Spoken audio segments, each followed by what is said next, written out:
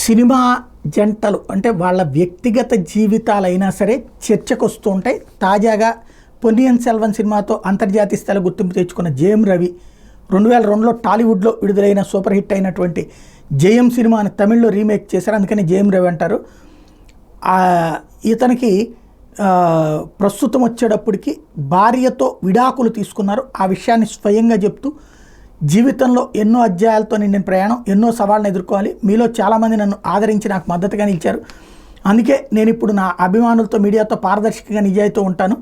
నేడు మీ అందరితో ఒక వ్యక్తిగత విషయాన్ని పంచుకుంటున్నా. ఈ విషయాన్ని భారమైన హృదయంతో మీకు చెప్పాల్సి వస్తుంది. ఎన్నో ఆలోచనలు చర్చల తర్వాత నేను భార్య ఆర్తికి విడాకులు తీసుకోవాలనే కఠినమైన నిర్ణయాన్ని తీసుకున్నాం. మేమిద్దరం కూడా మా ఇద్దరు మంచి కోసం ఇట్లా చేస్తున్నాం. మాతో పాటు మా కుటుంబ సభ్యులు గోప్యతను గౌరవించాలని మీ అందరినీ కోరుకుంటున్నా. ఈ విషయం మీద రూమర్స్ లాంటి దయచేసి సృష్టించద్దు. ఇది ఆయన ప్రధానంగా హైలైట్ చేసినటువంటి అంశం.